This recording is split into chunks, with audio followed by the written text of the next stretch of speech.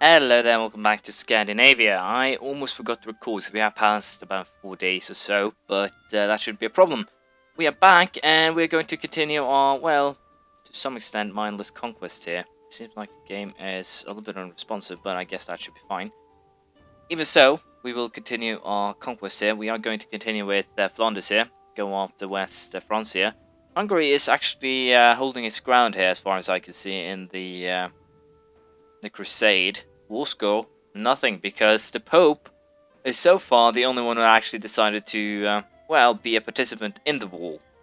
So what I think we're going to do in response to that is, first of all, Holy War for Flanders, then we're going to Holy War for Brittany, the Duchy, and then I think we're just going to go on another raid, see if we can get our Pope, the Ecumenical Patriarch, someone, and basically get that Holy Smoke. Also, the Abbesses are starting to look a little bit scary, so I might have to take that into consideration. It also seems like there's no that the Jews have been completely destroyed. The same with the Zoroastrians. So potentially I won't be able to get those achievements, but we'll see. If I can somehow get the religion right, we might be able to pull something off. But we'll have to wait and see. First of all, is basically trying to get everything going here. So let us declare a holy war for Flanders, and we're going to, I think, take Flanders, and then, as I said, Brittany, and then we're going for another. Then we're going for another raid. We'll see how it all plays out. Well, things turn out to be a little bit more annoying right now. There's an Irish Liberation revolt, so I think what we're actually going to do is finish the war against the French. Then we're going to march into Ireland, and we're also going to take Munster here, and potentially attack Denmark too, if we can. That is.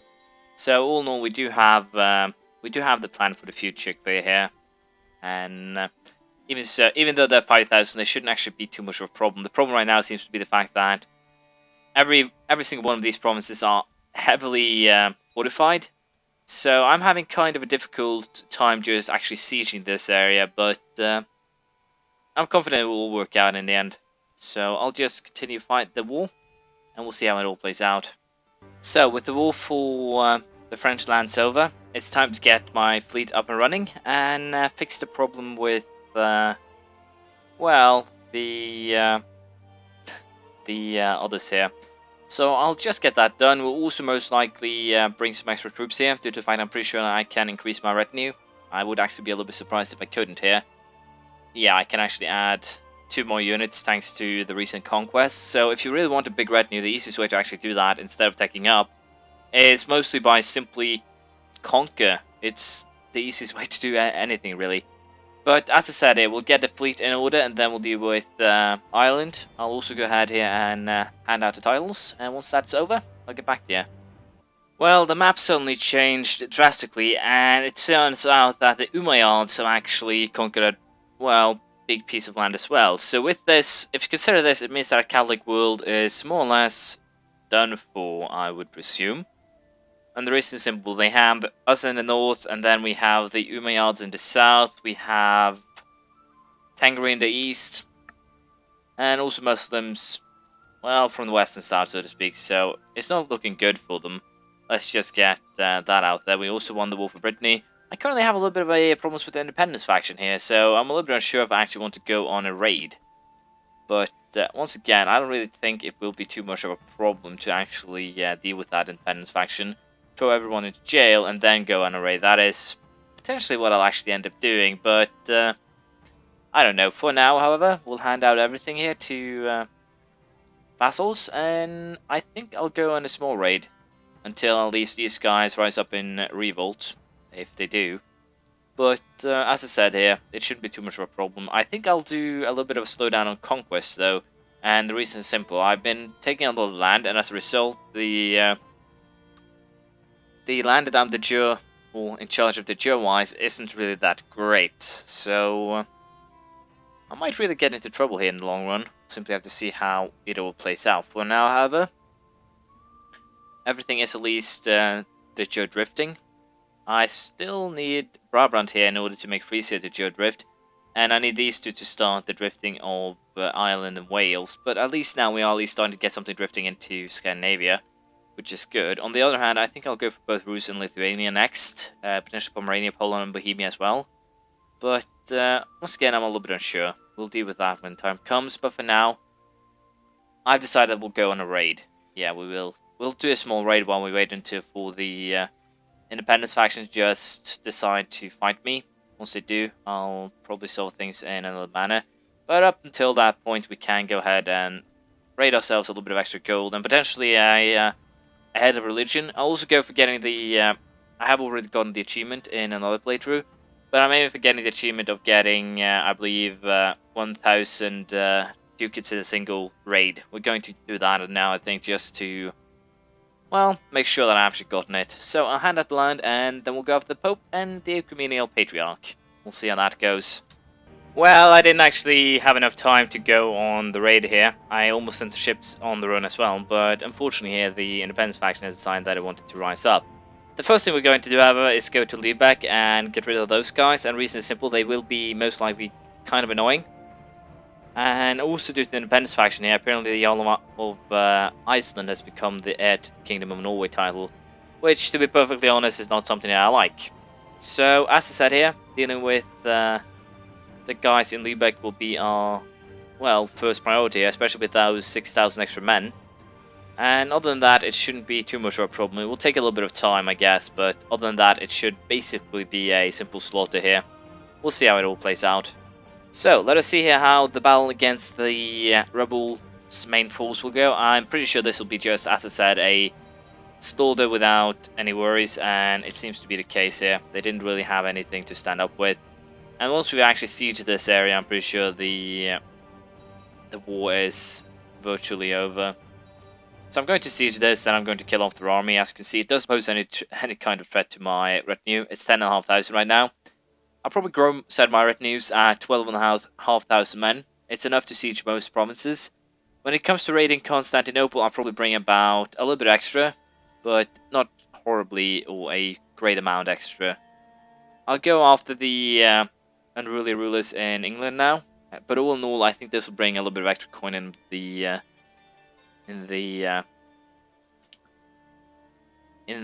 what's it called? Well, it'll bring me a little bit of extra money, so it's not all bad, but once again, it's not great either.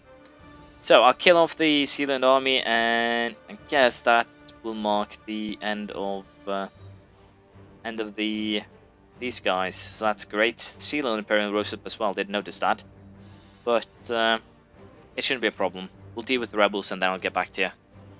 Apparently, the Count Kira of Genoa won the crusade for Hungary here, which is kind of surprising. And also a little bit more surprising is that Khan is still Orthodox. So I think it was actually a successful crusade. I think it might actually have ended in white peace.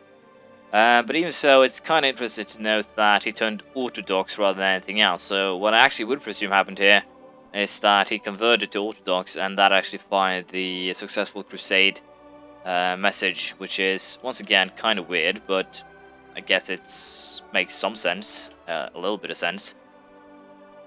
Kinda. But I think I'll just continue the war here. It's basically just resiege this province right here, and then the war is over. So it's almost done. It hasn't actually been a challenge at all. It has just been annoying with the smaller armies here running around being kind of obnoxious. But there's a positive thing with this too. I basically have everything set up now for a raid. I have money in the bank, so to speak, with the vassals in prison. And I also can rely or be sure of that there won't be any revolts while I'm gone, so to speak. So I can send my army down south safely, which is fairly great. For now, however, we'll get everybody ready for raiding, and then we'll go after the Pope and every other head of religion. But as you can see, the war is over, and also the my people is fighting a war against Denmark. And I think I'll actually go for a war for Fyn before we end this. My vassals are actually taking everything else, I believe. Well, at least one of the provinces. No, they're actually taking both of those, so I'm doing the right choice here. Also, by basically taking his province here, I'll be able to. No, you may keep your servant. I should probably have taken him. He'll probably have a interesting religion, so that was probably a bad move that I have given it some thought. I actually won the war for Fyn without even trying. Probably because these guys had seized the provinces there to begin with, so that's nice, but it also makes, once again, a fairly awkward setup here, since I can now basically just hand it over to whomever I want. I believe my family actually has as many holdings that I can actually give them, which is once again a little bit surprising. But judging by the current scenario, we are going for Mr. Popey and everyone else. I am a little bit unsure if I can actually go for some caliphs here, but I might. The problem here is that he's inland. I can always go and siege there, but I won't actually get anything from it. And the same with the... that's actually not a caliph. Huh, where is the Shia caliph then? Well, we'll figure that out later. For now, we'll just go for the Pope and the Ecumenial Patriarch, and then we'll see how that plays out. And hopefully here the Danes will also get these two for me so we can start drifting the kingdoms. I have a truce with Lotharingia, so I can't actually take Raron just yet. So going after the Pope is probably the best thing I could do. Well, the Byzantine Empire is falling apart, and the Abbasids is creating a rather big empire here. They do have rather high decadence though, so I think that will most likely lead to the doom. Let's see, where is the Ecumenial Patriarch right now? I'm pretty sure he isn't actually anywhere. And that is potentially a problem here. Let's just search for... what's his name? Patriarch... Well, can I actually search? No. He's called Timotheus. Apparently I cannot search all. He's not my religion, and he's not my culture. Any? Both, and... well, apparently that didn't work. I need to figure out where he is, but apparently there's no real way of doing that, which is kind of troublesome here. I believe I might actually be able to do so in the ledger. I'll see if I find a way, then get back to you. You can actually find all these guys in the ledger. As you can see, there's actually quite a bit of heads of religion, which kind of surprised me here. There's the Coptic Pope, there's Ecumenia, myself, High Priest of Tengils, the Pope of the Maya Pisids. There's a ton of people. Finding them, however, is going to be the big trouble. And as such, I think the only... well, the Rise of Shia, there we have them. So apparently this guy is going to become the Caliph then, or is someone else going to do that? There we go, finally someone who starts to, well, win over the Danes. Apparently they ended up... no. The wars for the two last Danish provinces has already begun, and we are sieging the Pope's land. Unfortunately, I don't think I have captured Mr. Popey here. So we'll have one more shot, at least on this raid, to get him. But yeah, I might actually try to go for some of the others here. We have the Sunny guy. We apparently don't have a Shia guy yet. A little bit bad, but yeah, I could potentially make something work here. We'll see. We can do an increase in Taki legalism to level 4. Is what has happened. Also, we are raiding a little bit of other places too, because, well, we want gold. And the easiest way to do that is actually raiding things. I'll abandon that castle though. I don't really want to raid castles. It doesn't pay off. And apparently the Ecumenial Patriarch is now a vassal of the Sunny Caliph, which is even weirder than originally, well, any plan there was. So what we are going to do here is actually raid Venetia, which is now part of the Byzantine Empire. I'm also going to see if I can capture someone here who could potentially become a concubine. I could then use for the sole purpose of, well, getting a claim to it. The Byzantine Empire, taking just the Empire title, won't be too much of a problem right now. And we might actually go up here to siege for that purpose.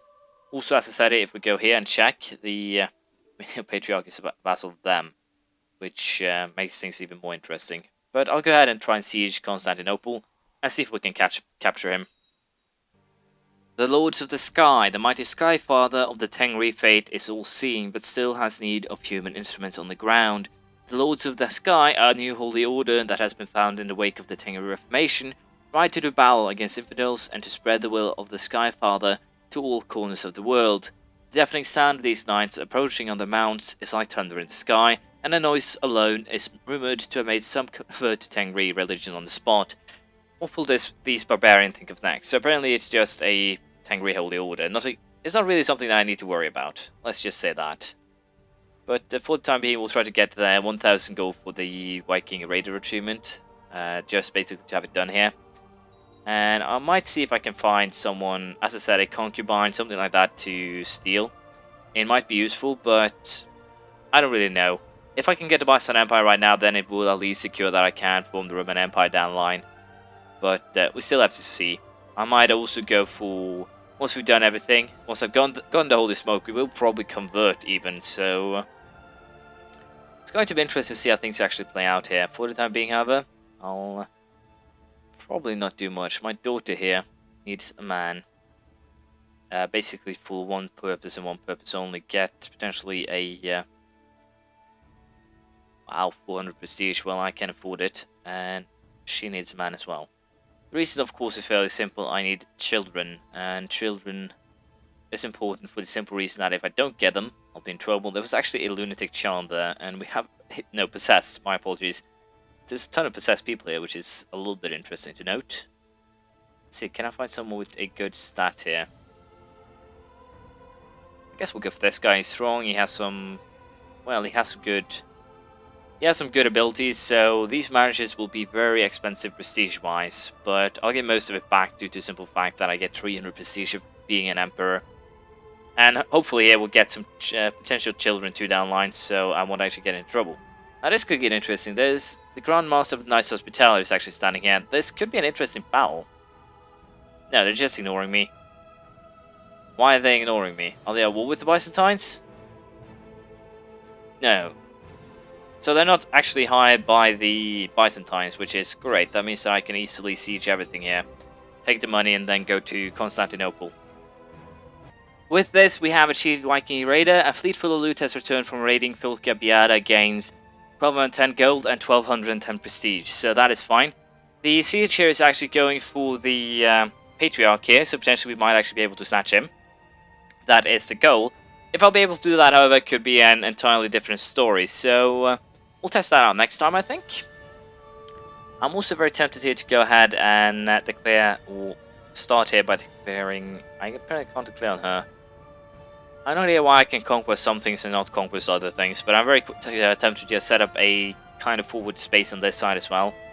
First of all for dropping off cash, of course, but also for potential holy warring through Europe. That could be, it could be very useful, let's just say that. But unfortunately we reached the end of this episode. We got Viking Raider, and we're going to see if we can get Holy Smoke next time. It's kind of elusive because it's kind of hard to capture ahead of the Faith, but we'll keep on trying, and we'll see how it turns out. Thank you for watching. Please leave a comment, praise, criticism, anything you feel like, and hopefully I'll see you around next time. Bye!